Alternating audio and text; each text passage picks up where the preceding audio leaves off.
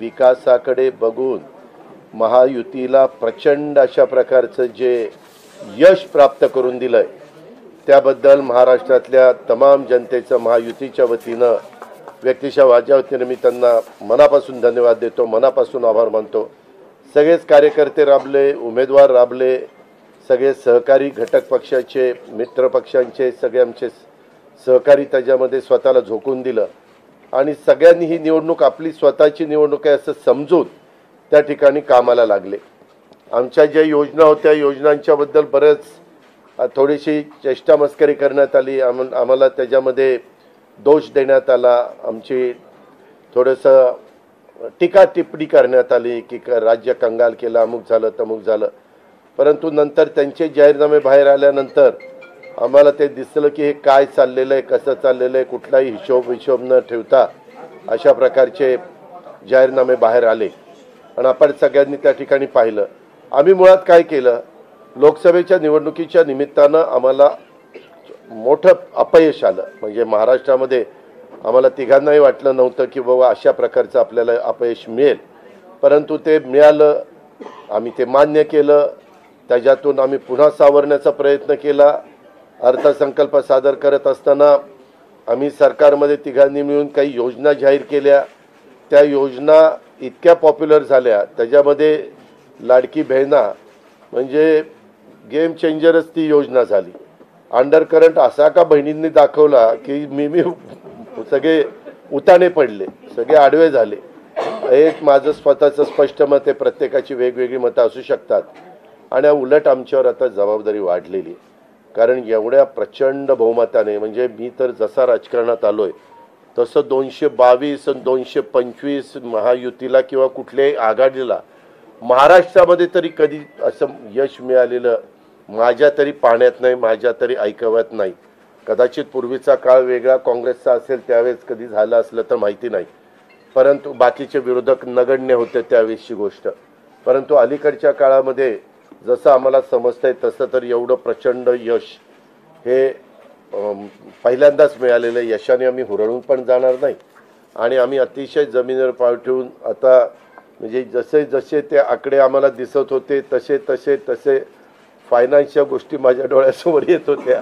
मी देवेंद्रजींना पण फोन केला तेव्हा म्हटलं देवेंद्रजी खूप काही काम करावं लागेल, एकनाथरावजींना पण तसं सांगितलं की फार आर्थिक शिस्त आपल्याला त्याच्यामध्ये आणावी लागेल आणि आम्ही आणू, त्याच्यात आम्हाला हे नवीन नाही आहे, आम्ही सगळे अनुभवी माणसं, आम्हाला त्याच्यामध्ये कुठली काही अडचण नाही आणि शिवाय आमच्या पाठीशी केंद्र सरकार आहे, तो आम्हाला खूप मोठा एक आधार आहे, एक आमच्या पाठीशी एक मोठा भक्कम अशा प्रकारचा भरोसा आहे आणि त्याच्यामुळं ह्या सगळ्या ज्या काही गोष्टी झालेल्या आहेत, आता विरोधक टीका करतात की बाबा बॅलेट पेपरनी घ्यायला पाहिजे होतं, मग बॅलेट पेपरने लोकसभेला पण घ्यायला पाहिजे होतं, लोकसभेचा निकाल लागला की तो बरोबर आणि इथला निकाल लागला की मग बॅलेट पेपर यायला पाहिजे, मग मशीन काय EVM बरोबर नाही, असं नाही चालत। आता झारखंड पण आमच्या हातनं गेलंच ना, आम्ही कुठं काय म्हणतो, ठीक आहे त्या जनतेने कौल दिलेला आहे तशा पद्धतीनं महाराष्ट्रातल्या आणि विशेषतः महाराष्ट्रामध्ये बऱ्याचदा आपले जे 6 रिजन आहेत ना, मराठवाडा, विदर्भ, पश्चिम महाराष्ट्र, कोकण, मुंबई, अशा सगळ्या वेगवेगळ्या रिजनमध्ये नाशिक, सगळीकडेच तुम्ही बघितलं तर सगळीकडे महायुती जोरात चालली। असं कुठं नाही की मागच्या वेळेस कसं झालं, आम्हाला झटका दिला तो मराठवाड्याने दिला, आमची एकच जागा त्यावेळेस भुमरे साहेबांची आली संभाजीनगर सिटीतली, बाकीकडे सगळीकडे आम्हाला दारुण पराभवाला सामोरं जावं लागलं आणि तसं ह्या वेळेस झालं नाही। तुम्ही जर अंदाज घेतला तर सगळीकडेच चांगल्या प्रकारे महायुतीला यश मिळालं, काही जागा गेल्या त्या फार थोड्या मतांनी त्या बाबतीमध्ये गेलेले आहेत असंही चित्र। आणि मीडियावाल्यांनो मला एक, तुम्हाला इलेक्ट्रॉनिक पण आहे, प्रिंट पण मीडिया आहे, मला एक कळत नाही, तुम्ही खऱ्या बातम्या देत चला ना, जे खऱ्या देत नाही त्यांना मला म्हणायचं तुम्ही बाकी सगळे खऱ्या बातम्या देतात त्याच्याबद्दल दुमत नाही, पण मी TV चालू केलं आणि अजित पवार पोस्टल बॅलेटमध्येच मागं, मी विचारतोय तिथं फोन करून, ते म्हणले नाही दादा आपण पुढे आहे।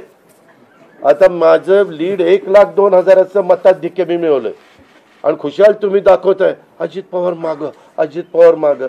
मग काही जण म्हणलं का रे असे दाखवतायत, TRP त्याच्याशिवाय वाढत नाही। अरे तुमच्या TRPला आम्हाला का मातीत घालताय, आमची का बदनामी करताय? त्याच्यामध्ये मी नंतर पुन्हा अधिकाऱ्यांच्याकडनं माहिती घेतली की नक्की पोस्टल बॅलेट किती झाले. पोस्टल बॅलेटमध्ये पण आम्ही पुढं होतो आणि रेग्युलर मतदानामध्ये पण पुढं होतो. सांगायचं तात्पर्य की बाबा तुमच्यावर सगळ्या चॅनलवर जनतेचा एवढा विश्वास आहे, म्हणजे विश्वास नाही ते सकाळच्या 9 वाजताच्या भोंग्यावर विश्वास नाही, पण बाकीच्यांवर फार विश्वास आहे. माझं एवढंच म्हणणं आहे की खऱ्या बातम्या दिल्या तर काही वाईट होणार नाही, पण खूप चांगलं यश मिळालं. अजून पण काही काउंटिंग चालू आहे, काही ठिकाणी रिकाउंटिंग मागितलेलं, ठीक आहे, तो त्यांचा प्रत्येकाचा अधिकार आहे. पण खरोखरीच सगळ्याच राज्यातली जबाबदारी आम्हा महायुतीवर वाढलेली आहे आणि त्या उलट आम्हाला अधिक जास्त बारकाईनं इथून पुढं काम करावं लागणार आहे, कारण एवढं दैदिप्यमान यश ह्या सगळ्यांनी मिळून दिलेलं आहे आणि जनतेचे मानावे तेवढे आभार कमीच आहेत. म्हणजे काय आता त्यांच्याकरता, म्हणजे त्यांच्या ऋणातच आम्ही राहू इच्छितो आणि 5 वर्ष अक्षरशः अतिशय एकोप्याने ही युती शेवटपर्यंत कशा पद्धतीनं काम करेल आणि जनतेने टाकलेल्या विश्वासाला कुठल्याही परिस्थितीमध्ये तडा जाऊन दिला जाणार नाही. अतिशय चांगल्या पद्धतीनं राज्याच्या सर्वांगीण विकासाच्या करता जसं आम्ही विकास हा केंद्रबिंदू मानून पुढं गेलो, तशाच पद्धतीचं काम हे इथून पुढच्या काळामध्ये देखील महायुतीच्या वतीनं त्या ठिकाणी चालेल अशा प्रकारची खात्री मी आपल्या पत्रकार मित्रांना पण देतो आणि आपल्यामार्फत महाराष्ट्रातल्या तमाम जनतेला देतो.